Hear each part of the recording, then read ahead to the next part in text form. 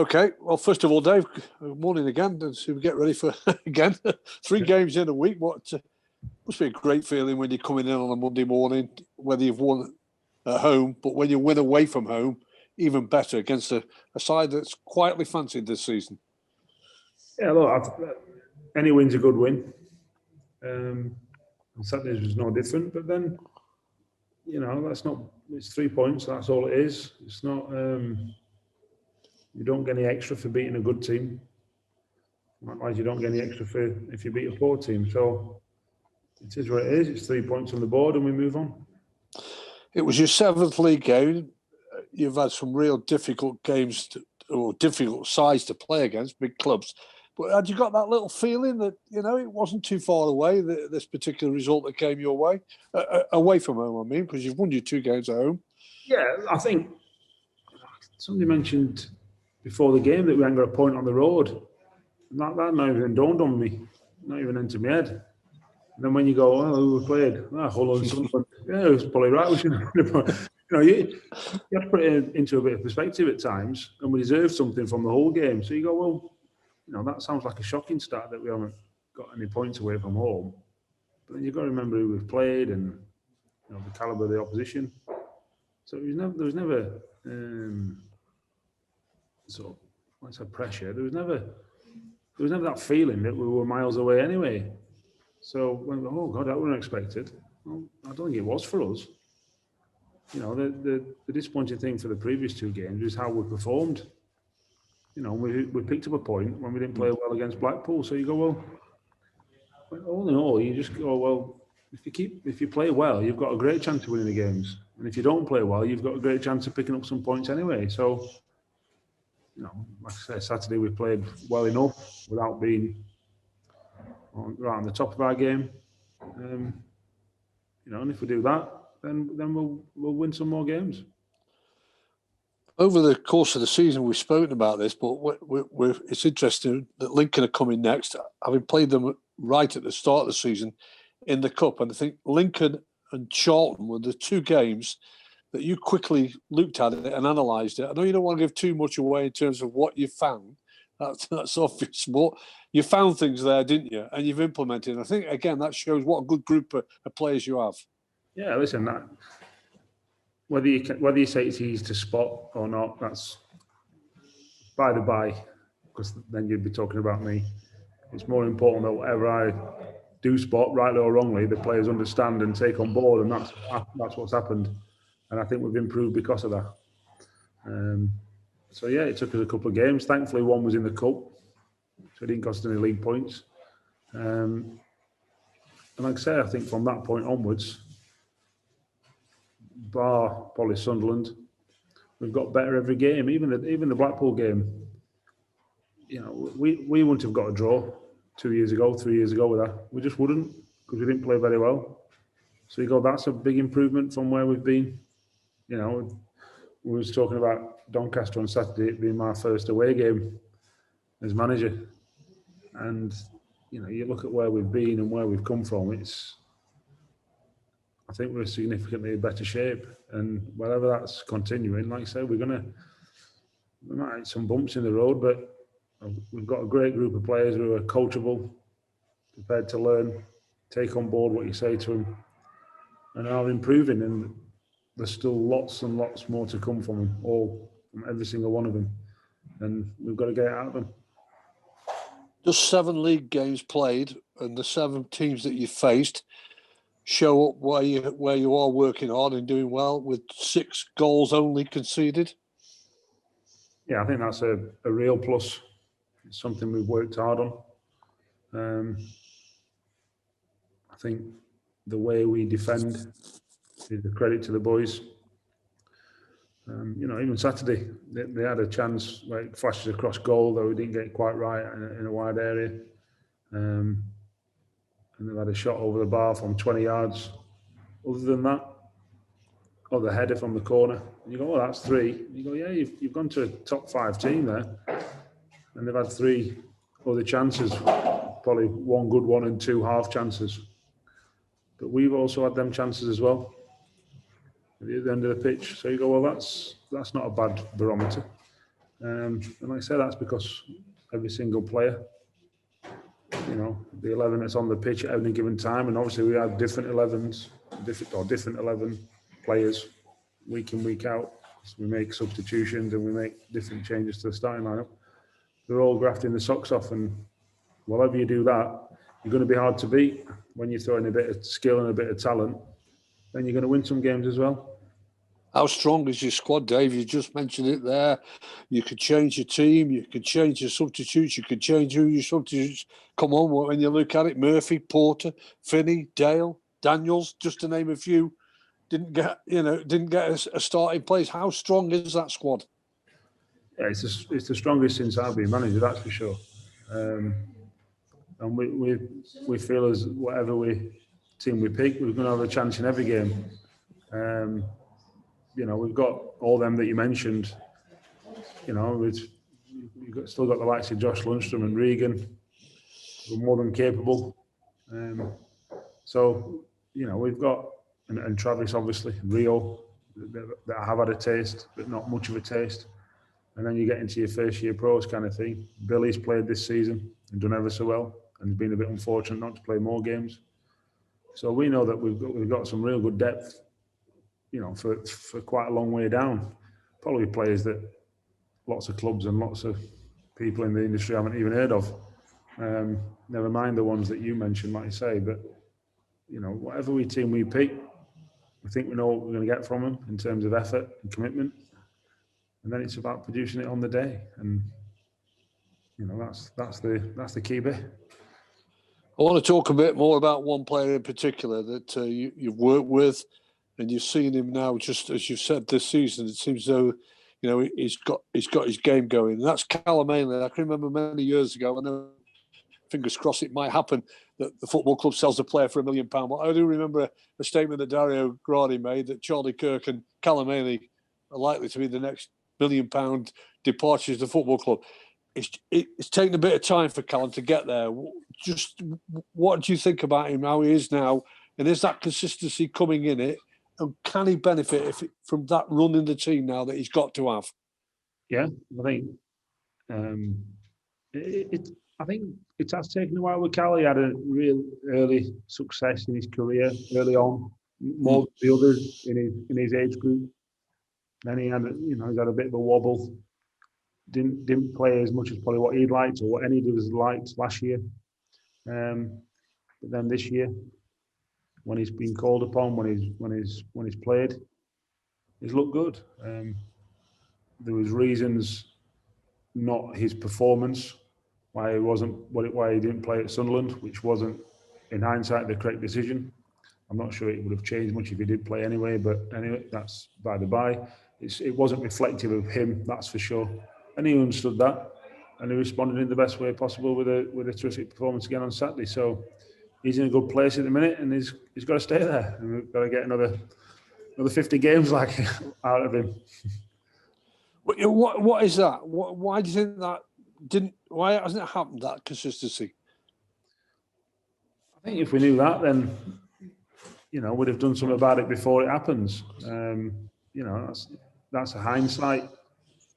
So, if you like, what I would say is he's a real good bloke, heart in the right place, great attitude, and some terrific ability. Has he been consistent enough with his ability? Or probably not. Is he capable of it? Most definitely. And that's what we've got to make sure. And we've got to try and work out if there's any blips or any bits that we can't do with him. Then we get that into him, that development into him, because he's still developing. He's still getting better. I think we've tried to simplify his game a little bit, not overload him with too much, and I think that helps. Talking about consistency, well, they had a bit of a tricky game at the Stadium of Light, did Harry Pickering. I think that's the first one in about 145 appearances. Anyway, he came up trumps at the weekend with a scorcher, a free kick that was the dream free kick. I want to, you as the manager, is that something that is preached at the football club? Because years ago, you used to hear about players going back out on the training ground taking free kick set plays. They're a massive part of the modern game, Dave. How do you view it as the manager with the training sessions with them? I don't tell them to practice free kicks. I don't say you must practice, you, Harry Pickering, you, Perry, you, Callum, you, whoever, have to practice free kicks. I just tell them, if I was you, I'd practice free kicks. If I was you, I'd see it as a great opportunity to score a nice goal, a skillful goal. If I was you, I'd do 15 minutes after training every day, hitting 10, 15, 20 balls. Not too many, just enough. So you don't, physically injure yourself or impair yourself. Because I think that's the right thing. I said, I can't make you. I can't literally force you to take some free kicks and make you run up to a ball and hit it towards the goal.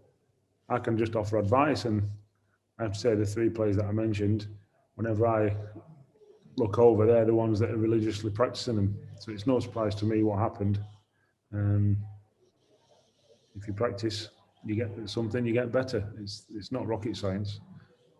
It's just whether you want to do it. And thankfully Harry does. And it was a terrific execution of a difficult skill.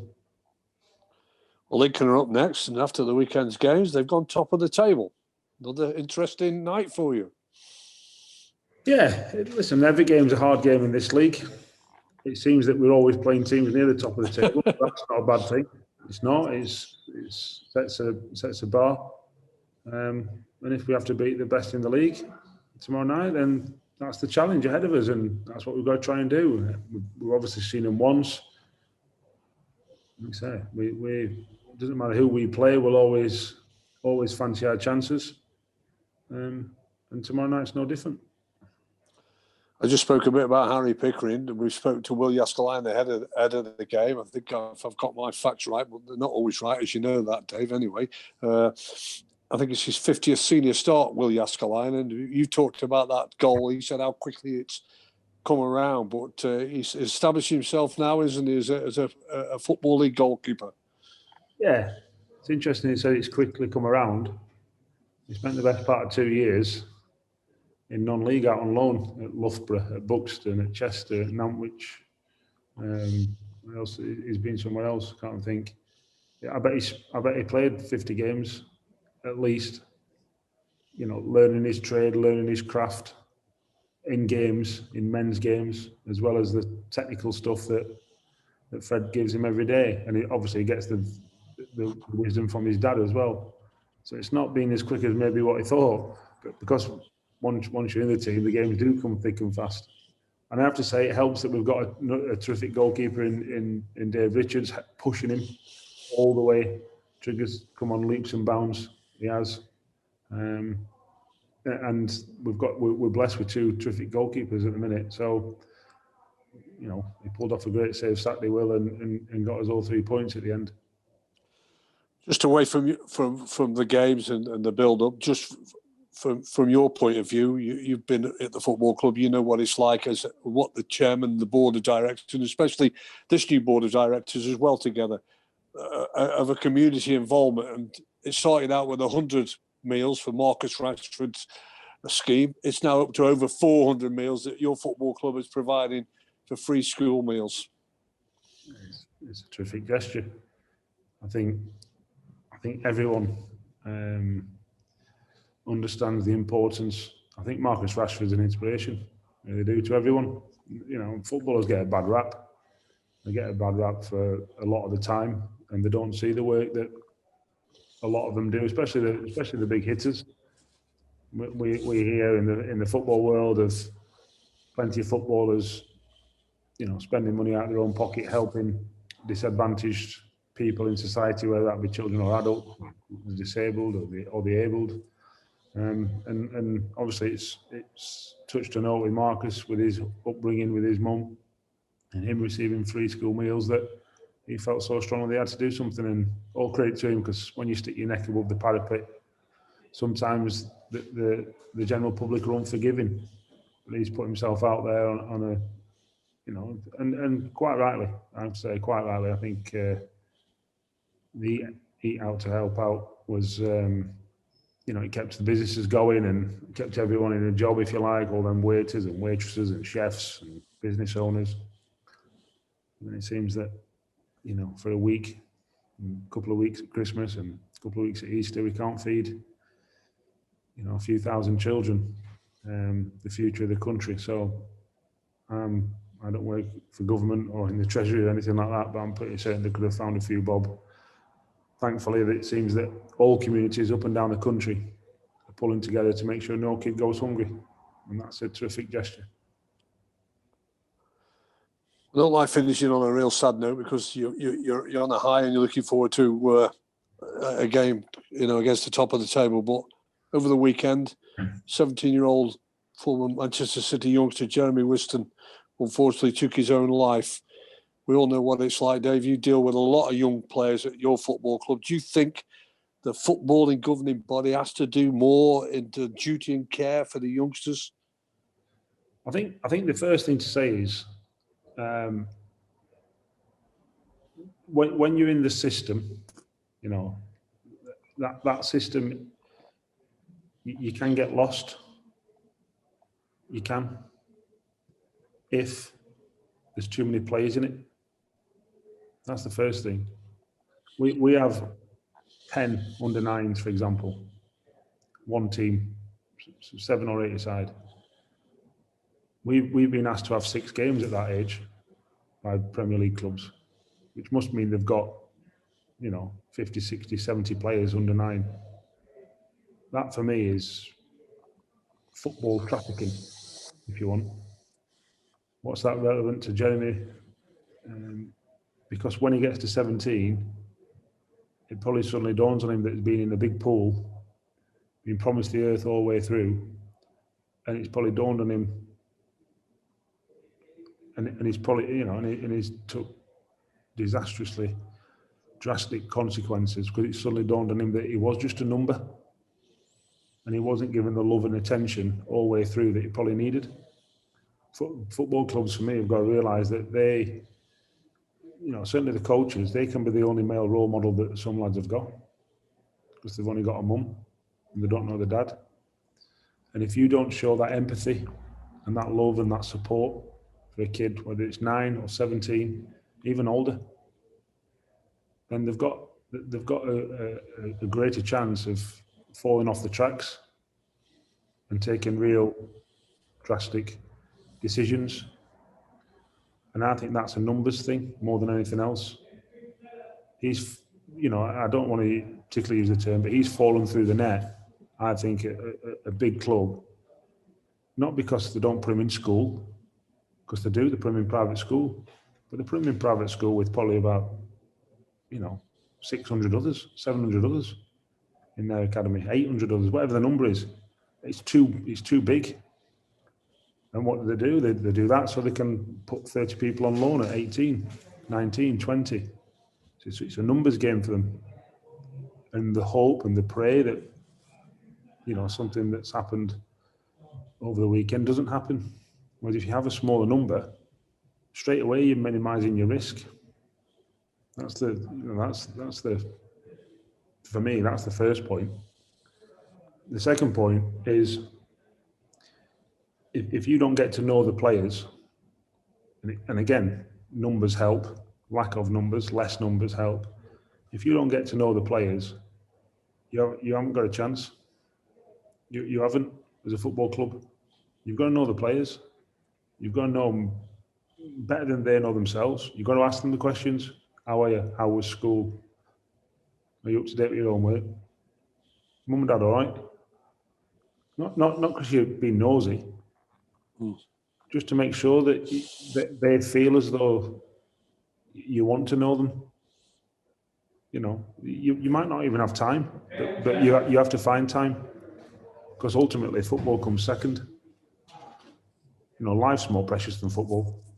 We can all make a joke and say that, it's more important, life and death and all that, and Shankly and what have you.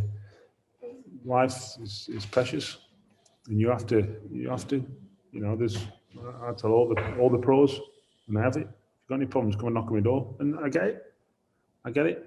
Marital problems, everything, whatever. living arrangements. Fine, come tell me. Don't keep it to yourself. Don't let life get in the way of football. You can't, because you won't play very well, and that's true whether you're 37, 17, or 7. And football clubs can, I think, take it for granted, and like I say, with drastic consequences.